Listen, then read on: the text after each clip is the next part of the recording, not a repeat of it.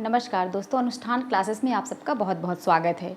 तो हमारा एक टॉपिक चल रहा था फूड कंपोनेंट, और इस फूड कंपोनेंट में हमें एक के बाद एक सारे फूड कंपोनेंट के बारे में पढ़ लेना है। तो चलिए आज से शुरू हम करते हैं किसके बारे में, कार्बोहाइड्रेट के बारे में। अगर आपको हम थोड़ा रिकॉल करवाएं तो हमने कहा था कि फूड कंपोनेंट यानी कि भोजन के जो अवयव होते हैं, भोजन के अवयव 5 होते हैं, मतलब मोस्टली 5 होते हैं, जिनमें हमने चर्चा की थी किस पे कार्बोहाइड्रेट, प्रोटीन, वसा, जल तथा खनिज लवण के बारे में हमने चर्चा की थी, जिसमें से हमने बताया था कि हमें जो एनर्जी गिविंग फूड जो होते हैं वो हमारा कार्बोहाइड्रेट होता है, प्रोटीन होता है और वसा होता है, जिसमें से कि वसा का कैलोरी मान सबसे ज़्यादा होता है, जिसका मतलब ये है कि वसा से हमको ऊर्जा सबसे ज़्यादा मिल सकती है। लेकिन अगर पूछा जाए हम सबसे ज़्यादा ऊर्जा किससे प्राप्त करते हैं, तो उसका आंसर होगा क्या, कार्बोहाइड्रेट। उसका रीज़न भी मैंने बहुत अच्छे से डिस्कस किया था कि कार्बोहाइड्रेट से हम ऊर्जा क्यों प्राप्त करते हैं, जबकि इसका कैलोरी मान प्रोटीन से भी कम है, इसका कैलोरी मान वसा से भी कम है।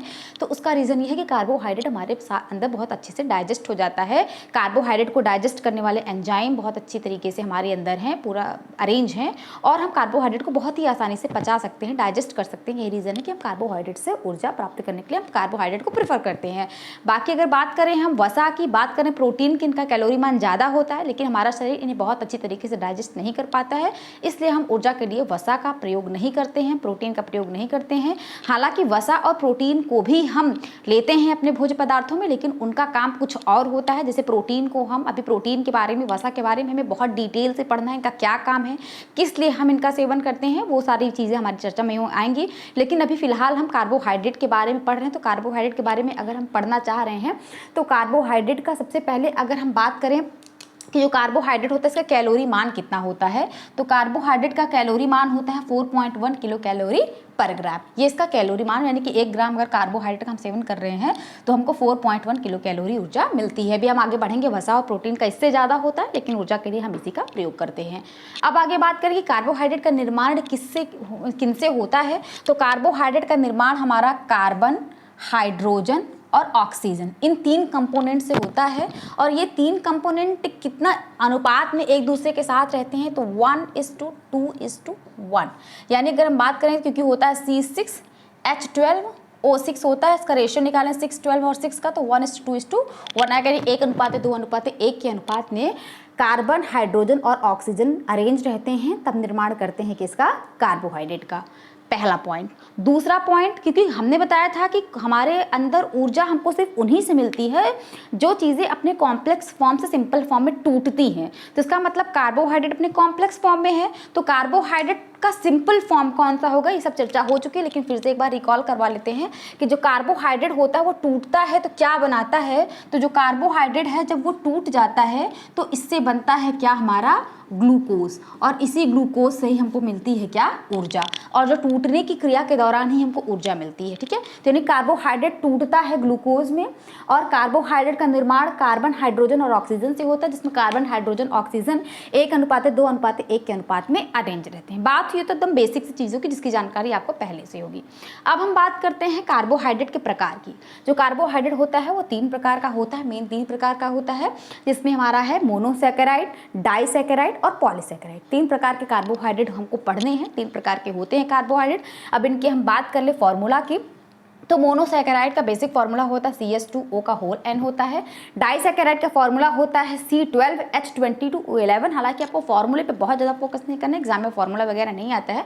आपसे कुछ स्ट्रेस जैसे ग्लूकोज दे देगा, फ्रक्टोज दे देगा कि फ्रक्टोज किस प्रकार का कार्बोहाइड्रेट है, तो आपको बताना पड़ेगा कि ये मोनोसैकेराइड है, डाइसैकेराइड है या पॉलीसैकेराइड है, ये आपको पढ़ना है। ठीक है, तो एक एक के बारे में हम पहले पढ़ लेते हैं। जो मोनोसैकेराइड की बात करें अगर हम, तो जो हमारा मोनोसैकेराइड होता है वो सबसे सिंपलर कार्बोहाइड्रेट होता है, सबसे सरलतम कार्बोहाइड्रेट अगर पूछा जाए कौन सा होता है, तो मोनोसैकेराइड होता है। इसमें शुगर का एक, यानी अगर हम बात करें यहाँ पर, तो इसमें ग्लूकोज का एक अणु से इसका निर्माण होता है।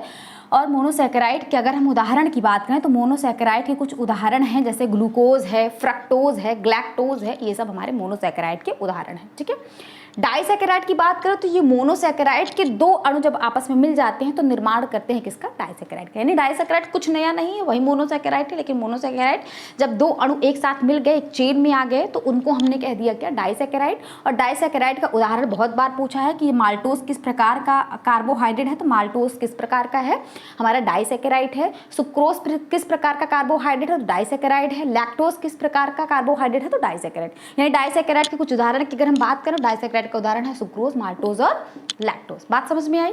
अब अगर हम बात करते हैं तीसरे प्रकार की, तीसरा प्रकार हमारा कौन सा है, पॉलीसैकेराइड। ये भी कार्बोहाइड्रेट का ही तीसरा रूप है जो कि सबसे कॉम्प्लेक्स फॉर्म ऑफ कार्बोहाइड्रेट है। अगर इसके हम फॉर्मूले की बात करें, वो आपको दिख रहा है, आप देख रहे हैं C6H11O5 का होल एंड, जो कि फॉर्मूले पे आपको बहुत ज़्यादा नहीं जाना है, इसका सूत्र वगैरह नहीं आता है। लेकिन अगर हम पॉलीसैकेराइड के हम उदाहरण की बात करें तो पॉलीसैकेराइड का उदाहरण है मंड, जिसको हम इंग्लिश में कहते हैं क्या, स्टार्च। यही स्टार्च जो है एक तरह का पॉलीसैकेराइड है। ग्लाइकोजन, ग्लाइकोजन आपको पता है जब हमारे अंदर ग्लूकोज की मात्रा ज़्यादा हो जाती है तो ग्लाइकोजन के रूप में वो संचित होने लगता है। यानी अगर पूछा जाए जंतुओं में संचित भोजन किस रूप में होता है, तो किस रूप में होता है, ग्लाइकोजन के रूप में होता है। पूछा जाए बताओ पौधों में यानी पादप में संचित भोजन किस रूप में पाया जाता है, तो मंड के रूप में। ये दोनों चीज यानी कि पौधे का संचित भोजन और जंतुओं का संचित भोजन, यानी पौधे का संचित भोजन मंड और जंतुओं का संचित भोजन ग्लाइकोजन, ये दोनों ही किस प्रकार के कार्बोहाइड्रेट के अंतर्गत आते हैं। अगर एग्जाम में इस तरह के क्वेश्चन पूछ लिया जाए तो ये दोनों ही कौन से कार्बोहाइड्रेट होते हैं, पॉलीसैकेराइड कार्बोहाइड्रेट होते हैं। सेल्यूलोज, सेल्यूलोज के बारे में अगर हम थोड़ी सी बात कर लें तो जो हमारा प्लांट होता है उसकी जो सेल वॉल होती है, यानी कोशिका भित्ति जो प्लांट की होती है वो किसकी बनी हुई होती है, सेल्यूलोज की बनी हुई होती है।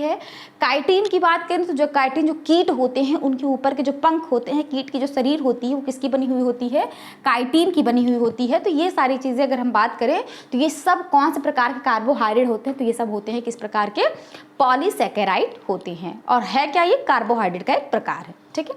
अब अगर बात करें कि कार्बोहाइड्रेट का मेन काम क्या होता है, तो इसका मेन काम जो हम अभी से पढ़ रहे हैं, ऊर्जा प्रदान करने का ये मुख्य स्रोत होता है। ये ऊर्जा प्रदान कर रहा है। और अभी हमने चर्चा की कि जंतुओं का भी जो संचित भोज्य पदार्थ होता है, पौधों का भी जो संचित भोज्य पदार्थ होता है, जंतुओं का संचित भोज्य पदार्थ होता है, ये भी एक प्रकार का कार्बोहाइड्रेट है। तो हम दूसरा काम इसका समझ लेते हैं कि ये संचित ईंधन के रूप में ऑर्गेनिज्म में होता है। ऑर्गेनिज्म मतलब चाहे प्लांट हो चाहे एनिमल हो, उनमें अगर पूछा संचित भोजन के रूप में कौन सा पदार्थ होता है, तो वो हमारा होता है क्या, कार्बोहाइड्रेट। तो आज की क्लास में हमने ये पढ़ा कार्बोहाइड्रेट। अब अगला टॉपिक हमें पढ़ना है क्या, प्रोटीन। तो चलिए चर्चा करते हैं हम प्रोटीन के बारे में।